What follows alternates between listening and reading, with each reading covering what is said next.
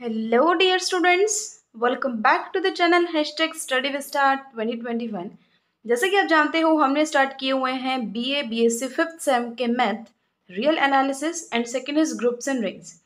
So groups and rings के इस lecture के अंदर पिछले लेक्चर में हमने कर ली थी एक्सरसाइज 5.1। आज हम करेंगे सब रिंग की डेफिनेशन, एग्जाम्पल्स, कुछ थ्योरम्स हैं सब रिंग्स के ऊपर। फर्स्ट ये वाली है, सेकेंड थ्योरम ये वाली है, थर्ड ये वाली है, फोर्थ ये वाली है। सेंटर ऑफ अ रिंग की डेफिनेशन करेंगे, थ्योरम करेंगे ये वाली, और 1 से लेके और 6 तक के एग्जाम्पल करेंगे। यहाँ तक आज हम इस लेक्चर में करने वाले हैं, इससे आगे फिर हम नेक्स्ट में करेंगे। देखो, सब रिंग जो है हमारी दो वर्ड से मिलकर बनी हुई है। फर्स्ट इज सब एंड सेकेंड इज रिंग्स। सब मीन्स व्हाट? सबसेट। और रिंग आप जानते ही हो, यानी आपको कोई भी रिंग दे दी, कोई दूसरी रिंग उस रिंग की सब रिंग कब होगी? अगर वो उसका सबसेट है और खुद भी एक रिंग फॉर्म करती है। एग्जाम्पल देखते हैं, उससे बहुत अच्छे से आपको समझ आ जाएगा। देखो, जो सेट ऑफ इंटीजर्स है वो भी रिंग फॉर्म करता है, सेट ऑफ रियल नंबर्स है वो भी एक रिंग फॉर्म करता है। लेकिन जो सेट ऑफ इंटीजर्स है वो सबसेट है ना सेट ऑफ रियल नंबर्स का, तो हम क्या कहेंगे? जो सेट ऑफ इंटीजर्स है ना वो रिंग तो है ही है, लेकिन वो सब रिंग भी है सेट ऑफ रियल नंबर्स की। ठीक है, वही मैंने आपको बताया, सब रिंग की दो कंडीशंस होती हैं। कोई भी रिंग किसी दूसरी रिंग की सब रिंग कब होगी? अगर वो खुद भी एक रिंग है, एंड सेकंड कंडीशन क्या है कि वो उसका सबसेट हो। ठीक है, तो जो सबसेट है उसको हम सब रिंग बोलते हैं, और जो दूसरी है वो हमारी रिंग होती है। देखो, उसके बाद हम बात करते हैं इम्प्रॉपर सब रिंग या फिर प्रॉपर सब रिंग की। अब ये तो हमें पता है ना, इम्प्रॉपर सबसेट और प्रॉपर सबसेट जैसा ही कुछ है। इम्प्रॉपर का मतलब क्या होता है? जैसे कोई भी रिंग आर ले लिया आपने, एक तो सिंगलटन जीरो और एक खुद ये आर, ये क्या होते हैं? इम्प्रॉपर सब रिंग होती हैं इसकी। और बाकी इन दोनों को छोड़ के जितनी भी बच गई सब रिंग, सारी की सारी उनको हम बोलते हैं प्रॉपर सब रिंग्स ऑफ आर। यानी सिंगलटन जीरो सेट और आर, ये तो इसकी सब रिंग तो है ही है, क्योंकि सबसेट भी है और खुद भी रिंग फॉर्म करती है दोनों की दोनों। लेकिन आर और सिंगलटन जीरो, इनको हम इम्प्रॉपर सब रिंग बोलते हैं आर की, और इनको छोड़ के और जितनी भी बची वो होती हैं इसकी प्रॉपर सब रिंग्स। अब देखो theorems. Necessary and sufficient conditions for a non empty subset S of the ring R to be a subring of R R. Simple सी बात है, नेसेसरी और सफिशिएंट कंडीशन क्या है किसी भी रिंग के सब रिंग होने की? यानी कोई भी रिंग है वो सब रिंग कब होगी? अगर इन दोनों कंडीशंस को सेटिस्फाई करती है। अगर ए और बी एस में है तो ए माइनस बी भी एस में होना चाहिए, और ए और बी अगर एस में है तो ए इंटू बी भी एस में होना चाहिए। यानी अगर वो सब रिंग है तो इन दोनों कंडीशंस को सेटिस्फाई करेगी, और अगर वो इन दोनों कंडीशंस को सेटिस्फाई कर रही है तो वो सब रिंग होगी। आपको नेसेसरी एंड सफिशिएंट दोनों बोल दिया ना, तो पहले कंडीशंस आर नेसेसरी, हमें ये प्रूव करना है। उसमें हम क्या लेके चलेंगे कि सपोज कर लो ये सब रिंग है, आपको ये दोनों कंडीशंस दिखानी है। देखो, ये वाला पार्ट थोड़ा इजी होता है, क्योंकि जब आपके पास सब रिंग ही है, यानी सब रिंग मतलब सबसेट है और रिंग भी है, तो रिंग है यानी 8 की 8 प्रॉपर्टीज को सेटिस्फाई करती है ना। तो ए और बी अगर हम एस के एलिमेंट लेके चल रहे हैं तो माइनस बी भी एस में होगा, बी एस में है तो माइनस बी भी एस में होगा ना, क्योंकि रिंग क्या है? एडिशन के रिस्पेक्ट में तो एबिलियन ग्रुप फॉर्म करती है, यानी इनवर्स, एडिटिव इनवर्स एग्जिस्ट करता है। सो माइनस बी एस में है। अब ए एस में है, माइनस बी एस में है, तो इनका एडिशन यानी ए माइनस बी वो भी तो एस में होगा ना। ठीक है, क्योंकि क्लोजर प्रॉपर्टी से। ठीक है, एडिशन के रिस्पेक्ट में क्लोजर प्रॉपर्टी क्या कहती है? अगर ए और माइनस बी दोनों एस के एलिमेंट हैं तो उनका एडिशन यानी ए माइनस बी वो भी एस का एलिमेंट होगा। और उसने क्या कहा कि ए और बी एस के एलिमेंट हैं, तो मल्टीप्लिकेशन के रिस्पेक्ट में क्लोजर प्रॉपर्टी को तो वो सेटिस्फाई करती है ना, तो इसलिए A dot B belongs to S. तो अगर वो सब रिंग है तो दोनों कंडीशंस हमारी आ गई। अब हम बात करते हैं सफिशिएंट की। मतलब आप ये लेके चलो कि दोनों चीज़ें होल्ड करती हैं, आपको ये प्रूव करना है कि वो सब रिंग फॉर्म करती हैं। यानी इन्होंने नॉन एम्प्टी सबसेट तो हम लेके ही चलेंगे, इसने दिया हुआ है डेफिनेशन में ही, for a non empty subset S, तो सबसेट तो है, यानी अब आपको क्या प्रूव करना है सब रिंग के लिए? कि वो रिंग फॉर्म करती है। यानी 8 की 8 प्रॉपर्टीज आपने दिखानी है। ये दोनों चीज़ें आप मान सकते हो कि इनको वो होल्ड करती है। अब देखो S क्या है, नॉन एम्प्टी सबसेट है R का, such that for all A B belongs to S, A minus B भी S में है, A इंटू बी भी S में है। ये तो हमने मानना है। अब A S में है और A S में है तो क्लोजर इस प्रॉपर्टी से जो ये कहती है ना कि अगर इसके दो एलिमेंट S में है तो उनका सब्ट्रैक्शन भी S में होगा। अब A S में है, A S में है तो इनका सब्ट्रैक्शन यानी ज़ीरो भी S में होगा। तो एडिटिव आइडेंटिटी एग्जिस्ट करती है। दूसरी चीज़, ज़ीरो S में है अभी हमने बताया, और A S में है तो इनका सब्ट्रैक्शन भी S में होगा इस प्रॉपर्टी से।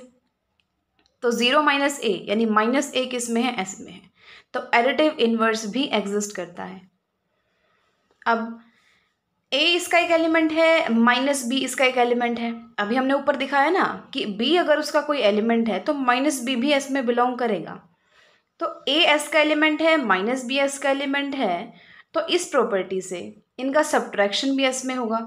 यानी A माइनस माइनस बी जो क्या हो गया, A प्लस बी किस में होगा, S में। यानी एडिशन के रिस्पेक्ट में क्लोजर प्रॉपर्टी को वो सेटिस्फाई करता है। अब जैसा कि S सबसेट है R का, तो एसोसिएटिविटी और कॉम्यूटेटिविटी हमेशा होल्ड करती हैं। देखो एसोसिएटिविटी और कॉम्यूटेटिविटी की एक खासियत होती है कि ये ज़्यादा हमारी मेहनत नहीं करवाती हैं। आप डायरेक्टली ये लिख सकते हो कि जैसा कि ये दोनों प्रॉपर्टी एसोसिएटिविटी और कॉम्यूटेटिविटी R में होल्ड करती हैं, तो ऑब्वियसली R के सबसेट में भी दोनों होल्ड करेंगी।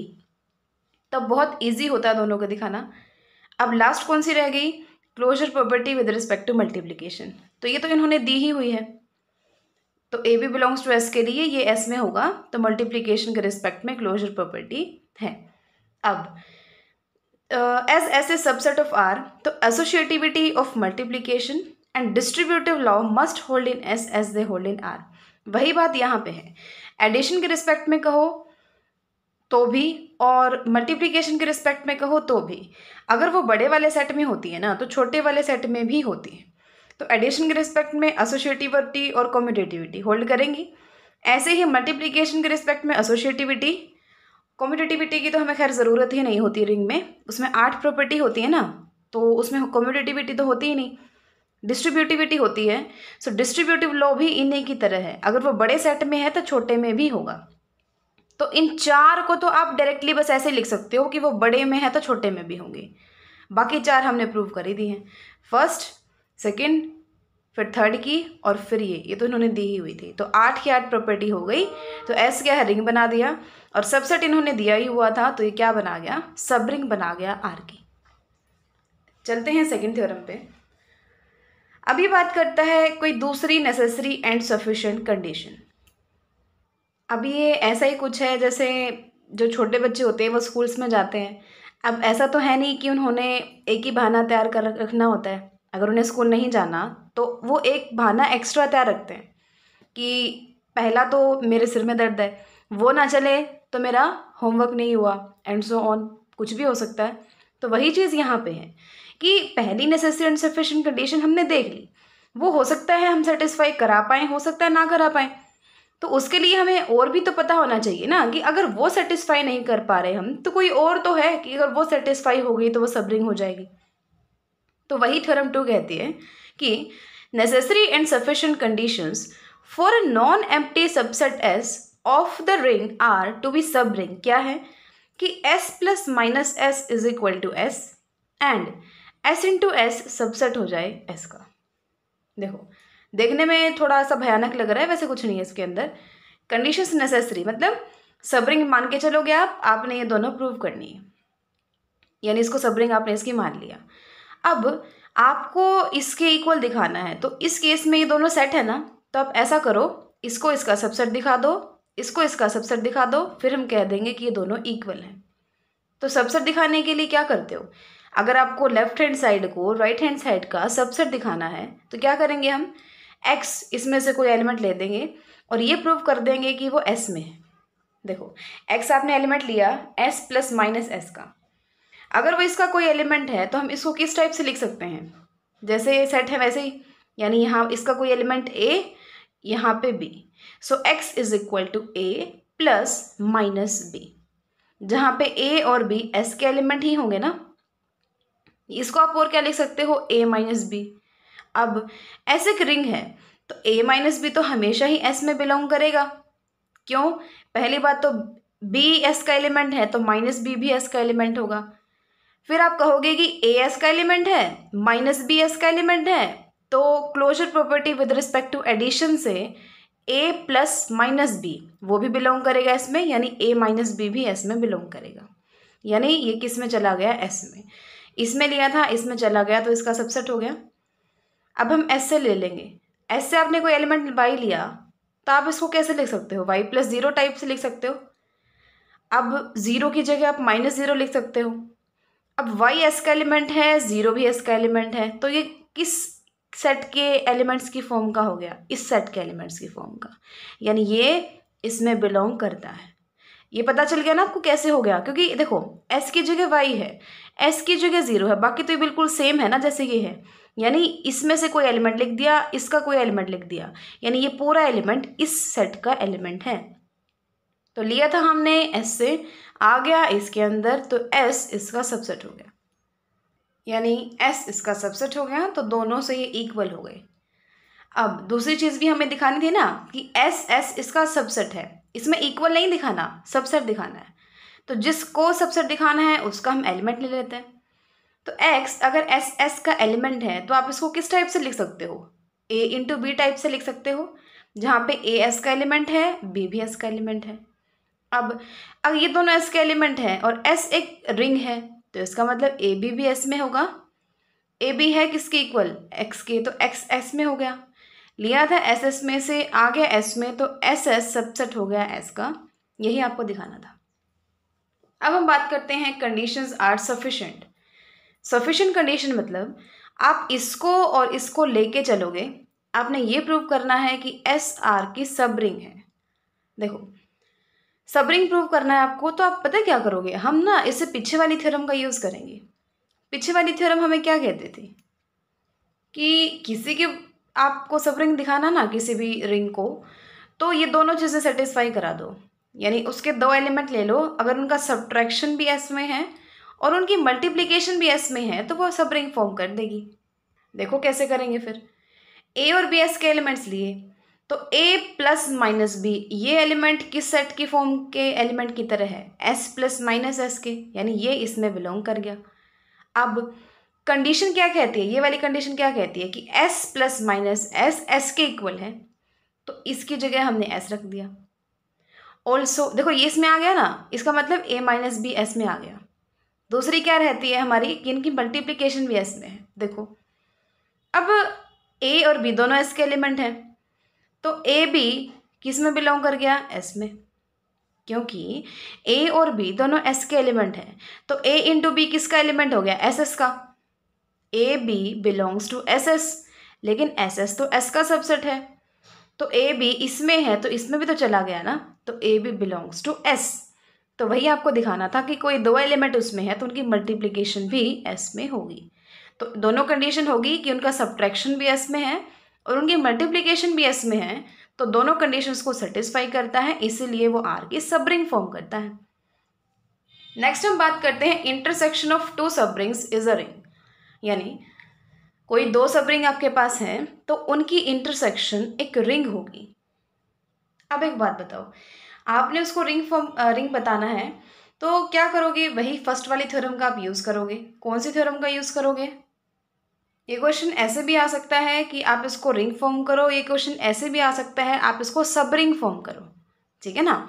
क्योंकि देखो ये दोनों अगर आर की सब रिंग है ना, तो इनकी इंटरसेक्शन जो है वो सबसेट तो होगा ही होगा ना आर का। इसमें मान लो कुछ एलिमेंट हैं, इसमें कुछ एलिमेंट हैं, और दोनों ही आर की सब रिंग है, यानी खुद भी रिंग हैं और दोनों की दोनों आर का सबसेट भी हैं। तो इन दोनों के इंटरसेक्शन वाले जो एलिमेंट होंगे ना, उनका सेट बनाएंगे, वो भी तो आर में होगा ना, तो वो सबसेट तो हमेशा ही होगा।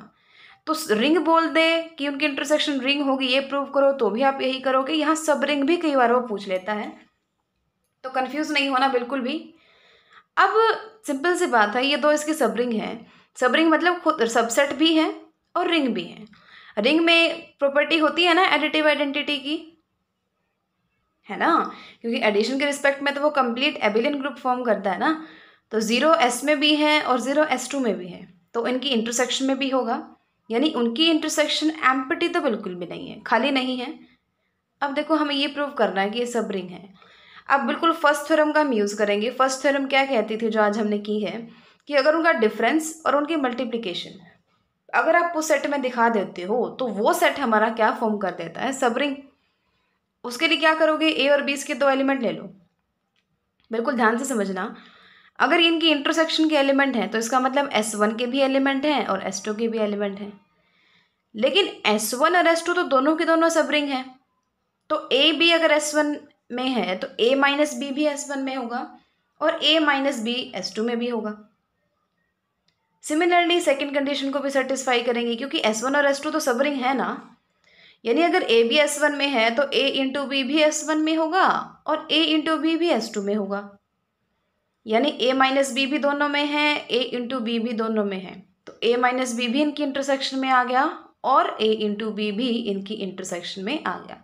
दोनों कंडीशन सेटिस्फाई, ऐसे लिखोगे ना, वो इसमें भी है इसमें भी है, सिमिलरली ये भी इसमें भी है इसमें भी है, तो दोनों के दोनों इंटरसेक्शन में आ गई तो वो सब रिंग फॉर्म कर गया। अब देखो, आर्बिट्रेरी इंटरसेक्शन ऑफ सब रिंग्स इज अ सब रिंग। आर्बिट्रेरी इंटरसेक्शन बोला है इसने, और पीछे हमने की थी 2 सब रिंग्स की इंटरसेक्शन। अब देखो, आर आपने इसकी रिंग मान ली। आर्बिट्रेरी इंटरसेक्शन का मतलब क्या होता है, बहुत सारे सब रिंग्स हैं और उन सब की आप इंटरसेक्शन ले रहे हो, क्या वो भी सब रिंग फॉर्म करेगी? यहाँ 1 2 3 4 5 6 सब रिंग्स की बात नहीं हो रही, आर्बिट्रेरी इंटरसेक्शन है, यानी पूरी की पूरी इतनी बड़ी सारी फैमिली एग्जिस्ट करती है सब रिंग्स की, यानी SI सब रिंग्स की फैमिली है, जहाँ I कैपिटल T में से आ रहा है, तो इसको हम फैमिली मान के चलते हैं सब रिंग्स की, यानी बहुत सारी फैमिलीज हैं सब रिंग्स की, सॉरी बहुत सारी सब रिंग्स हैं उस फैमिली में, सच दैट आई कहाँ से लोगे आप, कैपिटल T से लोगे। देखो ये चीज़ तो आपको हमेशा याद रखनी पड़ेगी, फैमिली हम इस टाइप से ही मानते हैं कि SI such that I belongs to T, बस। और वैसे भी कुछ डिफिकल्ट नहीं है, SI टाइप की सब रिंग्स हैं जहाँ I T में से आ रहा है, कैपिटल T में से, इसको कैपिटल T को आप बोलते हो index set, INDEX index set बोलते हो। अब देखो, SI सब रिंग है, हर कोई SI सब रिंग है ना, क्योंकि सब रिंग्स की ही तो फैमिली है। आपको प्रूव करना है कि उनकी आर्बिट्रेरी इंटरसेक्शन सब रिंग होगी, तो इन सब की आर्बिट्रेरी इंटरसेक्शन को आपने S का नाम दे दिया, यानी S is equal to arbitrary intersection of all these subrings, यानी S सारी SIs की इंटरसेक्शन है, आर्बिट्रेरी है इसीलिए आप I लोगे T में से। अब एक बात बताओ, बिल्कुल ध्यान से सोच के बताना, ये किस टाइप के एलिमेंट होंगे इसमें? वो सारे X एलिमेंट होंगे such that X belongs to SI for all I belongs to T। Intersection में ऐसे ही तो एलिमेंट आते हैं जो सब के अंदर हों, यानी इसमें ऐसे X आएंगे जो हर किसी SI के अंदर है। सिंपल वर्ड्स में आप ये कह सकते हो। देखो, अभी तक हमने सिर्फ फैमिली मान ली है और इसके इंटरसेक्शन को S का नाम दिया है, और इसमें ऐसे एलिमेंट आएंगे जो हर किसी SI में होंगे। अब वही काम जो हमने पीछे किया था ना, वही हमने यहाँ पे करना है कि 0 जो है वो एडिटिव आइडेंटिटी है, तो हर किसी में होगी तो उनकी इंटरसेक्शन में भी होगी, S में यानी उनकी इंटरसेक्शन में भी होगी, यानी एम्प्टी तो वह है नहीं। वही काम है, इसमें से 2 एलिमेंट आपने लेके चलने हैं जैसे हमने पहले लिए थे। अब AB अगर कैपिटल S में है तो हर किसी SI में है, जैसे पीछे हमने किया था, अगर वो उनकी इंटरसेक्शन में है तो S1 में भी है और S2 में भी है। ऐसे हम कह सकते हैं, अगर यहाँ पे कैपिटल S में है तो S1 S2 S3 up to जितने भी हैं सब में है, लेकिन सारे के सारे SIs तो क्या हैं, सब रिंग है। तो अगर A और B इनके अंदर हैं तो A माइनस बी भी हर किसी SI के अंदर होगा और उनकी मल्टीप्लिकेशन भी हर किसी SI के अंदर होगी। अब हर किसी SI के अंदर है यानी उन सब की इंटरसेक्शन में भी एलिमेंट होगा, सिमिलरली ये एलिमेंट उन सब की इंटरसेक्शन में भी होगा। ये क्या है, कैपिटल S था, ये क्या है, कैपिटल S था। तो हमने A और B के 2 एलिमेंट लिए थे, उनकी सब्ट्रैक्शन भी S में आ गई, उनकी मल्टीप्लिकेशन भी S में आ गई, तो हम क्या कह सकते हैं, S सब रिंग है, यानी आर्बिट्रेरी इंटरसेक्शन ऑफ सब रिंग्स क्या फॉर्म करती है, एक सब रिंग फॉर्म करती है। ठीक है, अब हम चलते हैं सेंटर ऑफ अ रिंग की डेफिनेशन पे। सेंटर ऑफ अ रिंग देखो बिल्कुल सिंपल सा फंडा है, कोई ज़्यादा डिफिकल्ट चीज़ नहीं है। सेंटर, किसी रिंग का सेंटर का मतलब क्या है, बिल्कुल ध्यान से समझना मेरे वर्ड्स को। सेंटर ऑफ अ रिंग में वो एलिमेंट्स आते हैं जो उस रिंग के हर एलिमेंट के साथ कम्यूट करें। यानी जेड आर, इसको आप डिनोट करते हो, सेंटर ऑफ रिंग मतलब जेड आर, आर यानी रिंग। तो जेड आर में वो सारे आर आते हैं, वो सारे एलिमेंट आते हैं जो उस रिंग के हर एलिमेंट के साथ कम्यूट करें। यानी आर एक्स लिखो या एक्स आर लिखो, इक्वल आए for all X belongs to R. अगर आर एक रिंग है, the set of all those elements of R which commute with every element of the ring, उसको आप बोलते हो सेंटर ऑफ अ रिंग। ठीक है, अब एक बात बताना, अगर आप रिंग की बात कर रहे हो, रिंग में जीरो होता है ना, एडिटिव आइडेंटिटी होती है। अब एडिटिव आइडेंटिटी हर एलिमेंट के साथ कम्यूट करती है या नहीं करती? हमेशा ही हर एलिमेंट के साथ कम्यूट करती है। यानी 0x कर लो या x0 कर लो, वो हमेशा ही 0 के इक्वल आता है। यानी 0 तो हमेशा ही सेंटर के अंदर होगा ही होगा। क्यों? क्योंकि 0 आर के हर एलिमेंट के साथ कम्यूट करता है। तो 0 तो है ही है। ऐसे ऐसे और भी अगर आपको एलिमेंट्स मिले, उनको एक सेट में लिख दो, उसको आप सेंटर बोलते हो बस उस रिंग का। सिंपल। थ्योरम क्या कहती है? सेंटर ऑफ अ रिंग सब रिंग फॉर्म करती है। अब ये चीज़ तो मैंने आपको अभी बताई कि 0 तो उसमें होगा ही होगा, तो वो एम्प्टी तो बिल्कुल भी नहीं होगा। दूसरी बात, इन्होंने एक चीज़ नहीं लिखी, आपको लिखनी है।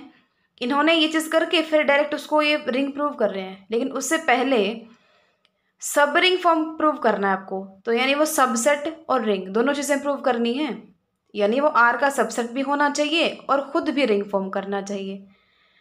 अब ध्यान से देखो, सेंटर में हम सारे एलिमेंट उस आर से ही तो ले रहे हैं, उस रिंग से ही तो ले रहे हैं। इसका मतलब इसमें सारे के सारे एलिमेंट आर के ही होंगे। तो obviously centre of a ring is subset of the ring R. अब रिंग प्रूव करने के लिए आपको पता है क्या करेंगे, उसके दो एलिमेंट लेके चलेंगे और ये प्रूव कर देंगे कि उनका सब्ट्रैक्शन भी और उनकी मल्टीप्लिकेशन भी जेड आर में है। तो वो रिंग फॉर्म कर देगा, सॉरी सब रिंग फॉर्म कर देगा हमारी फर्स्ट थ्योरम से। देखो दो एलिमेंट ले लिए, अब सेंटर ऑफ रिंग में ये दोनों बिलोंग करते हैं, इसका मतलब ये हर एलिमेंट के साथ कम्यूट करते हैं, R1 भी और R2 भी। यानी R1x is equal to XR1 and R2x is equal to XR2। अब अगर आप R1 minus R2 into x निकालना चाहते हो तो इसको सोल्व करो, क्या आएगा? यानी आपको क्या दिखाना है कि R1 माइनस R2 किसके अंदर है? जेड आर में है। तो ये जेड आर में कब जाएगा? अगर ये हर किसी x के साथ कम्यूट करेगा। यानी R1 minus R2 into x, अगर x into R1 minus R2 के इक्वल हो जाए तो हम कह सकते हैं ना कि R1 माइनस R2 बिलोंग करता है जेड आर में। अब देखो R1 minus R2 into x, इसको ओपन करो, R1x माइनस R2x बन गया। इसको क्या लिख सकते हो? XR1। इसको क्या लिख सकते हो? XR2। x कॉमन ले लो, R1 माइनस R2 कम्यूट कर गया तो इसमें बिलोंग कर गया। अब अपने आप सोच के बताओ, R1 R2 को इसके अंदर दिखाना चाहते हो तो क्या करोगे? ये प्रूव करोगे कि R1 into R2x is equal to x into R1 R2, तभी तो ये सेंटर में जाएगा। यानी R1 इंटू R2x किसके इक्वल होगा? R1 और R2x। यानी ब्रैकेट पहले इन पे थी, अब इन पे लगा दो, क्योंकि मल्टीप्लिकेशन के रिस्पेक्ट में एसोसिएटिव प्रॉपर्टी रिंग में होती है। अब R1 आ गया, इसको आप क्या लिख सकते हो? XR2 लिख सकते हो। अब R1x ब्रैकेट पहले इन पे थी, अब ब्रैकेट इनके ऊपर आ गई, R2 आपने अलग से लिख दिया। अब R1x क्या लिख सकते हो? XR1, अभी भी ऊपर देखा था हमने, और अब ब्रैकेट इन दोनों पे लगा दो। यानी कुछ ना कुछ करके आप इसको x into R1 into R2 लिख दो, तो इसके इक्वल हो गया ना, for all x belongs to R। तो ये भी बिलोंग कर गया। अब दो एलिमेंट लिए थे, उनकी सब्ट्रैक्शन भी इसमें चली गई, उनकी मल्टीप्लिकेशन भी उसमें चली गई, तो इसका मतलब जेड आर यानी सेंटर ऑफ अ रिंग ने क्या फॉर्म कर दिया? सब रिंग। तो सेंटर ऑफ अ रिंग हमेशा ही रिंग की सब रिंग फॉर्म करता है।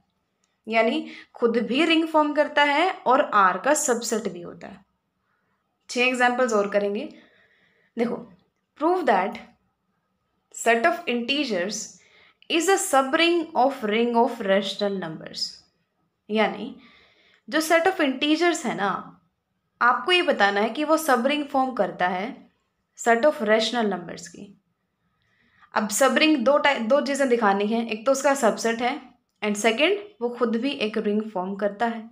या तो ये दिखा दो या फिर क्या दिखा दो जो हमने थ्योरम फर्स्ट में सीखा। क्या सीखा कि अगर आप सेट ऑफ इंटीजर से 2 एलिमेंट लेके चल रहे हो और उन दोनों की सब्ट्रैक्शन भी जेड में आ जाए, उनकी मल्टीप्लिकेशन भी अगर जेड में आ जाए, तो जेड क्या फॉर्म कर देगा? सब रिंग फॉर्म कर देगा ना। तो वही चीज़ है कि ये सेट ऑफ इंटीजर्स है, ये रिंग ऑफ रैशनल्स है, तो सबसेट तो जेड क्यू का है, ये तो हमें पता है। यानी ज़ीरो होता है ना सेट ऑफ इंटीजर्स में, तो सेट ऑफ इंटीजर एम्प्टी तो बिल्कुल भी नहीं है, खाली थोड़ी है, कितने सारे इनफाइनाइट इंटीजर्स है इसके अंदर, तो खाली तो बिल्कुल भी नहीं है। अब हमेशा ही अगर कोई दो इंटीजर ले रहे हो तो उनकी सब्ट्रैक्शन भी तो एक इंटीजर होगी और उनकी मल्टीप्लिकेशन भी एक इंटीजर होगी। तो ऑब्वियसली अगर ए और बी इसके 2 एलिमेंट हैं तो उनकी सब्ट्रैक्शन भी जेड में होगी, उनकी मल्टीप्लिकेशन भी जेड में होगी। तो जेड ने क्या फॉर्म कर दिया? क्यू का सब रिंग। बिल्कुल इजी एग्जाम्पल है, सब में आपने यही करना है। एक तो उनका सब्ट्रैक्शन और इसकी मल्टीप्लिकेशन, ये दोनों उसी के अंदर दिखा दो, वो सब रिंग हो जाएगी। इसमें क्या दे दिया आपको? रिंग दे दी 2x2 मैट्रिक्सेस की, इस टाइप की। आपने ये प्रूव करना है ये जो एम है ना, ये सब रिंग फॉर्म करता है। तो सबसे पहला काम आपको पता है हम क्या करेंगे, ये दिखाएंगे कि एम्प्टी तो बिल्कुल भी नहीं है। अब 0 0 0 0 ये मैट्रिक्स तो इसमें बिलोंग करेगी ना, तो इसका मतलब जो कैपिटल एम है वो एम्प्टी तो बिल्कुल भी नहीं है। फिर क्या करोगे? 2 एलिमेंट लेके चलोगे कैपिटल एम के। कैपिटल एम में क्या है? ऐसे ऐसे मैट्रिक्स है। तो देखो, पहली बात तो ये तो होगी तो एम्प्टी तो नहीं है। अब 2 एलिमेंट ले लिए, एक ए बी 0 0 टाइप का होगा, एक सी डी 0 0 टाइप का होगा। ऐसा ही होगा ना, क्योंकि इन्होंने ऐसे ही मैट्रिक्स ली हुई है कैपिटल एम में। अब आप उनका सब्ट्रैक्शन निकाल लो, वो ये होगा। मल्टीप्लिकेशन निकाल लो, वो ये होगा। अब ये भी तो इसी टाइप की मैट्रिक्स हैं जैसे इन्होंने कैपिटल एम में ले रखी हैं, तो ये भी कैपिटल एम में बिलोंग करेगी और ये भी कैपिटल एम में बिलोंग करेगी। तो एम ने क्या बना दिया? आर का सब रिंग। नेक्स्ट देखो, सेट ऑफ मैट्रिसेस। अब ऐसे ऐसे मैट्रिक्स बोल दी, इसको क्या प्रूव करना है? सब रिंग। अब वही बात है, बिल्कुल पहली बात, एक चीज़ बिल्कुल ध्यान से समझ लेना। मैंने आपको स्टार्टिंग में ही बता दिया था, सब रिंग में आपको 2 चीज़ें हमेशा प्रूव करनी है, एक तो सबसेट और एक रिंग। सेकेंड एग्जाम्पल में इसने आपको दिया था कि M is subset of R। यानी M को सब रिंग जब हमें प्रूव करना था ना, तो इसका मतलब हमें 2 चीज़ प्रूव करनी थी कि M सबसेट भी है और रिंग भी फॉर्म करता है। लेकिन सबसेट इसने खुद दे दिया, इसीलिए हमें सबसेट दिखाने की ज़रूरत नहीं पड़ी, ना हमने उससे रिलेटेड कुछ लिखा, सीधा रिंग प्रूव किया और हमारा सब रिंग बन गया। इसमें आपको कहीं दिख रहा है इसने कहा हो कि उसका सबसेट है? नहीं। तो इसका मतलब हमें कुछ लाइनें लिखनी पड़ेंगी ये दिखाने के लिए कि ये जो सेट है ना, ये उस रिंग का सबसेट है। अब ये आपने सब रिंग प्रूव करना है ऐसे रिंग का जो 2x2 मैट्रिसेस हैं, यानी R 2x2 मैट्रिसेस का आपने सेट लेना है। अब एक बात बताओ, उसमें है 2x2 मैट्रिसेस, 2x2 ऑर्डर की मैट्रिक्स, और S में इस टाइप की मैट्रिक्स है, तो ये भी तो 2x2 ऑर्डर की हैं। तो ऑब्वियसली ये जो सेट S है ना, ये उस सेट R का क्या होगा? सबसेट होगा, है ना। तो ये चीज़ हमने यहाँ तक क्यों दिखाई? क्योंकि इसने नहीं दिया था हमें कहीं भी कि ये उसका सबसेट है। तो ये मिस्टेक्स मत करना एग्जाम में। अगर उसमें नहीं दिया हुआ ना सबसेट, तो आपको 1-2 लाइन ही एक्स्ट्रा लगेगी बस ये लिखने में कि ये उसका सबसेट है। तो उस चीज़ को छोड़ना मत। सब रिंग में दोनों चीज़ें होती हैं, सबसेट भी होना चाहिए, रिंग भी होना चाहिए। सिर्फ रिंग प्रूव करने से काम नहीं चलेगा। हाँ, अगर दिया हुआ है आपको तो आपको ज़रूरत नहीं है। तो पहले हमने ये दिखाया कि उसका सबसेट है, फिर वही स्टार्टिंग होगी कि 0 0 तो इसमें होगा क्योंकि इसलिए ये एम्प्टी नहीं है। ए और बी 2 एलिमेंट ले लिए, उनकी सब्ट्रैक्शन निकाल ली, उनकी मल्टीप्लिकेशन निकाल ली। अब ये भी तो इसी टाइप की मैट्रिक्स हैं जैसे इन्होंने कैपिटल एस में ली हुई है, तो A माइनस बी भी एस में बिलोंग कर गया, A इंटू बी भी एस में बिलोंग कर गया, तो एस ने क्या बना दिया, सब रिंग। फोर्थ का ए पार्ट है, show by an example that unity of a ring and its subring is not same. यानी एग्जाम्पल दो, एक रिंग दो, एक सब रिंग लिखो और ये प्रूव करो कि उनकी यूनिटी सेम नहीं है। देखो, कैपिटल एम आपने ऐसे ऐसे मैट्रिक्स मान ली और स्मॉल एस आपने इस टाइप की मैट्रिक्स मान ली। अब रिंग तो दोनों है और एस एम का सबसेट है, तो इसका मतलब एस सब रिंग है किसकी, रिंग एम की। अब इसकी यूनिटी क्या होगी, यानी इसमें ऐसी कौन सी मैट्रिक्स होगी सच दैट आपको उसकी, देखो यूनिट, ये चीज़ हमेशा ध्यान रखना, आइडेंटिटी दो टाइप की होती हैं, एडिटिव आइडेंटिटी और मल्टीप्लिकेटिव आइडेंटिटी। यूनिटी कहीं भी आए तो वो मल्टीप्लिकेशन के रिस्पेक्ट में आइडेंटिटी की बात कर रहा है। यानी ऐसा कौन सी मैट्रिक्स है कि उसको किसी भी एलिमेंट के साथ मल्टीप्लाई करो वही एलिमेंट एज इट इज आ जाए। तो एम के केस में तो आइडेंटिटी मैट्रिक्स होगी 1 0 0 1, लेकिन एस में हमें इतनी बड़ी बनाने की ज़रूरत है ही नहीं क्योंकि इसने फिक्स कर रखे हैं 0 0 0। तो हमारी इस केस में यूनिटी कौन होगी, 1 0 0 0। तो इसकी यूनिटी है ये, इसकी यूनिटी है ये, क्या ये सेम है, नहीं है। तो इसका मतलब एग्जाम्पल हमने दे दिया। Second, show by an example that a subring of ring with unity, जिसमें यूनिटी है ऐसे सबरिंग में fail to be a ring with unity. ऐसा हो सकता है, देखो ध्यान से समझना हर वर्ड को, कि रिंग विद यूनिटी है, यानी एक रिंग है हमारे पास जिसके पास यूनिटी है, यानी उसके पास मल्टीप्लिकेटिव आइडेंटिटी है, उसका आपने कोई सब रिंग ले लिया, तो ऐसा हो सकता है कि उस सब रिंग के पास यूनिटी ना हो। ये ऐसा कह रहा है, देखो कैसे, z आपने सेट ऑफ इंटीजर ले लिया, e आपने सेट ऑफ इवन इंटीजर ले लिया। अब रिंग तो दोनों है, z भी एक रिंग है, e भी एक रिंग है। अब z के पास 1 है ना, यानी इसके पास मल्टीप्लिकेटिव आइडेंटिटी है, यानी यूनिटी है। लेकिन क्या e में 1 है, क्या e में मल्टीप्लिकेटिव आइडेंटिटी है, नहीं है। यानी ये रिंग तो फॉर्म करती है z भी और e भी, और e z का सबसेट है, यानी e है तो सब रिंग, लेकिन इसके रिंग के पास तो यूनिटी है, यानी मल्टीप्लिकेटिव आइडेंटिटी है, लेकिन इसके सब रिंग के पास ज़रूरी नहीं है कि हमेशा ही यूनिटी होगी, हो भी सकती है, नहीं भी हो सकती। जैसे अगर आप यहाँ पे ओड इंटीजर्स का सेट ले लेते तो ओड में क्या आते, 1 3 5 एंड सो ऑन, तो उस केस में तो उसके पास 1 होता ना। तो वही बात है, हो भी सकता है, नहीं भी हो सकता। आपको नहीं हो सकता उसका एग्जाम्पल देना था। अगर क्वेश्चन में आ जाए एग्जाम में या फिर वैसे भी कोई पूछ ले कि आप ऐसे ही सब रिंग का एग्जाम्पल दो जिसके पास यूनिटी होगी और वही होगी जो इसके पास है, तो z सेट ऑफ इंटीजर्स और उसकी सब रिंग ले लेना सेट ऑफ ओड इंटीजर्स, तो दोनों की यूनिटी सेम होगी 1 1। एग्जाम्पल नंबर 5, क्या दो सब रिंग्स का सम एक रिंग या सब रिंग होगा? अगर नहीं तो एग्जाम्पल दो। देखो हो भी सकता है, नहीं भी हो सकता, ज़रूरी नहीं है। अगर नहीं तो एग्जाम्पल दो। देखो कैपिटल एम आपने ऐसी मैट्रिक्स मान ली, ऐसा आपने इस टाइप की मैट्रिक्स मान ली।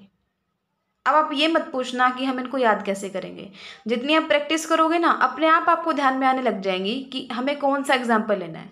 स्टार्टिंग में तो देखो थोड़ा सा आपको ध्यान रखना होता है, धीरे धीरे आपको अपने आप पता लगना स्टार्ट हो जाएगा। तब तक के लिए आप थोड़ा ध्यान रख लो इनको कि कौन से एग्जाम्पल में कौन सी लेनी है। कैपिटल एम ऐसी मैट्रिक्स हैं, कैपिटल एस ऐसी मैट्रिक्स हैं, अब और कैपिटल टी ऐसी मैट्रिक्स हैं। बिल्कुल ध्यान से सुनना, ए बी 0 0 एस में है और 0 0 C 0 टी में है, ऐसी मैट्रिक्स टी में है।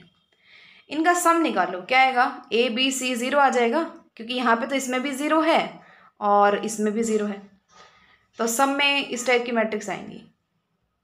अब आपको ये दिखाना है कि S प्लस टी सब रिंग नहीं है। अब इसकी कोई दो मैट्रिक्स ले लो, एक आपने ले ली 1 1 0 0 1 1 1 0 और बी ले ली 2 2 2 0। अब सब रिंग के लिए क्या होता है कि इनका डिफरेंस भी और मल्टीप्लिकेशन भी S प्लस टी में अगर चली गई तो इसका मतलब S प्लस टी सब रिंग है। लेकिन ए की मल्टीप्लाई बी के साथ करोगे तो क्या आएगा 4 2 2 2। ये क्या इस टाइप का एलिमेंट है? इस टाइप का एलिमेंट होने के लिए यहाँ पे हमेशा 0 होना चाहिए, लेकिन यहाँ तो 2 है, तो इसका मतलब इसकी मल्टीप्लिकेशन s प्लस टी में नहीं है, तो s प्लस टी सब रिंग फॉर्म नहीं करता। ठीक है, हो भी सकती है, नहीं भी हो सकती, हमें नहीं का एग्जाम्पल देना था, वो हमने दे दिया। 6th और लास्ट एग्जाम्पल इस लेक्चर का, कैरेक्टरिस्टिक हम नेक्स्ट में करेंगे। आर कोई रिंग है इंटीजर्स की और एस आर का सबसेट है सच दैट इसमें इस टाइप के एलिमेंट है 0 1 के 2 के 3 के, यानी आप देख सकते हो ना, यानी सारे इंटीजर्स को इसने के से मल्टीप्लाई कर दिया बस। वैसे तो सेट ऑफ इंटीजर्स में क्या होता है 0 1 2 3 -1 -2 -3, हर किसी को के से मल्टीप्लाई कर दिया और सेट एस बना दिया। आपने ये प्रूव करना है कि एस आर की सब रिंग होगी। अब पहली बात वही कि ये एम्प्टी तो है नहीं, क्योंकि 0 तो इसके अंदर हमेशा ही होगा। फिर आपने क्या दिखाना है, इसके दो एलिमेंट ले लो, उनकी सब्ट्रैक्शन और मल्टीप्लिकेशन अगर दोबारा से एस में आ गई तो एस क्या है, सब रिंग है ना। सिंपल से एग्जाम्पल्स, तो एक्स अपने इसके दो एलिमेंट ले लिए, तो ए इंटू के टाइप का होगा, वाई कोई बी इंटू के टाइप का होगा, जहाँ ए और बी दोनों इंटीजर होंगे।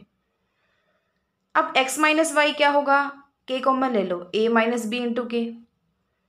अब ए एक इंटीजर है, बी एक इंटीजर है, उनकी सब्ट्रैक्शन भी तो एक इंटीजर होगी, और किसी इंटीजर की के साथ मल्टीप्लाई, ऐसे ऐसे एलिमेंट्स तो एस में जा रहे हैं, तो ये एक्स माइनस वाई एस में बिलोंग कर गया।